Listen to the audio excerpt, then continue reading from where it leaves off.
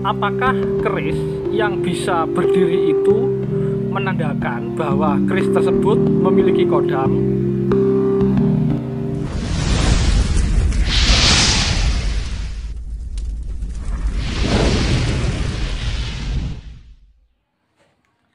Rahayu, Rahayu, Rahayu.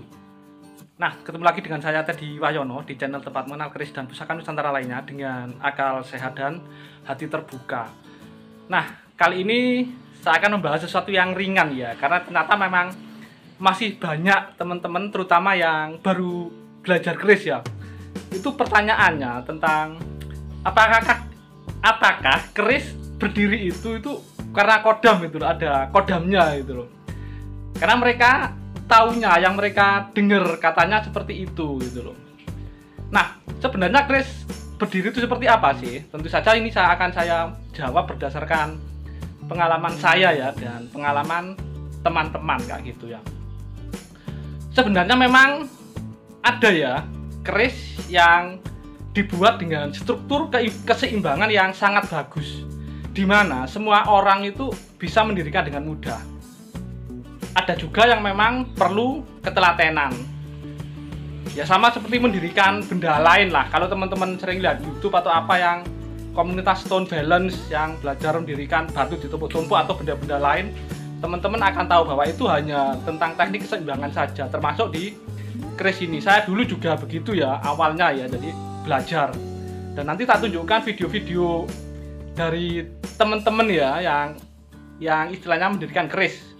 Awalnya untuk belajar mendirikan sebuah keris itu memang latihannya agak lama ya, tapi lama-lama kalau sudah terbiasa, sudah kenal keris tersebut, akan cepet gitu loh. Jadi intinya memang lebih ke keseimbangan gitu loh. Kalaupun ada yang bilang, oh ini ada kodamnya atau apa ya, itu terserah mereka lah yang memanfaatkan keterampilan seperti itu untuk hal-hal seperti itu. Tapi paling enggak teman-teman sudah paham lah, jadi nggak bingung ya. Itu bisa dipelajari kok.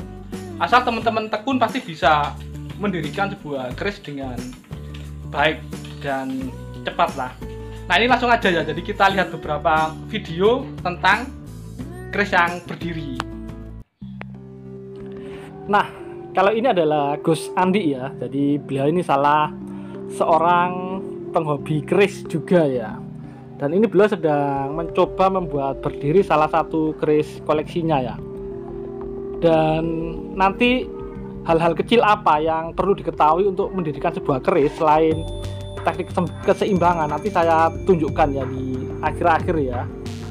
Nah, kalau yang sebelah kanan itu berdiri di atas gelas ya, gelas kaca ya, dan pakai ujungnya yang bawah. Kalau ini memang ada beberapa catatan yang harus teman-teman ingat. Ini nanti juga akan saya jelaskan ya. Jadi kalau untuk mendirikan keris yang pakai ujungnya, kalau bisa keris yang masih baru ya, atau yang ujungnya masih tebel, jangan yang tipis.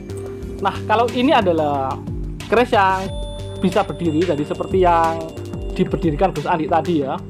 Jadi pakai deder.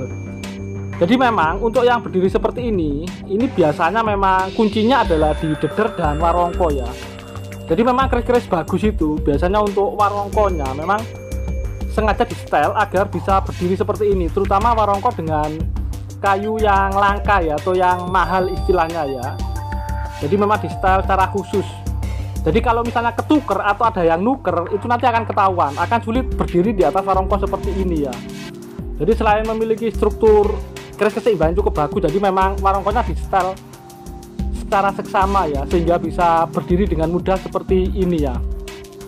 Nah, kalau yang ujung pakai ujung keris, kalau bisa jangan keris yang lama atau yang ujungnya sudah tipis ya, yang masih tebel kalau menyerupai ujung. Dan itu kuncinya, yang penting tempat berdiri itu harus dibuat kasar ya. Kalau di atas keramik, nggak di keramiknya langsung, di sela-sela sambungan yang pakai semen itu ya.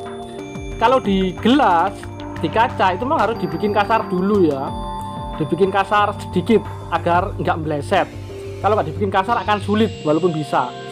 Nah, ini ada yang pakai berdiri jadi di warongko yang memang setelannya bagus, ada yang tanpa warongko, tapi itu kalian teman-teman lihat itu di garis ya, di garis yang kasar ya. Karena kalau memang di yang licin itu bisa, tapi nanti akan sangat lama. Jadi kalau untuk belajar memang di tempat yang kasar ya, termasuk kalau yang pakai ujung keris ya. Sekali lagi kalau pakai ujung keris sebaiknya dihindari ya, kecuali itu keris yang baru atau ujungnya masih tebel kalau buat latihan.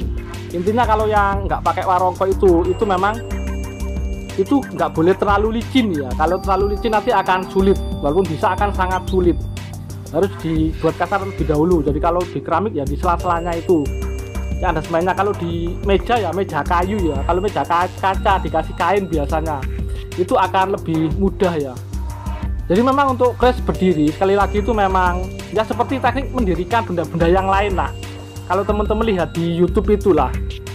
Jadi ini sekali lagi tentang struktur keseimbangan. Walaupun mungkin ada yang masih meyakini karena kodam ya itu nggak apa-apa gitu, bisa jadi memang seperti itu.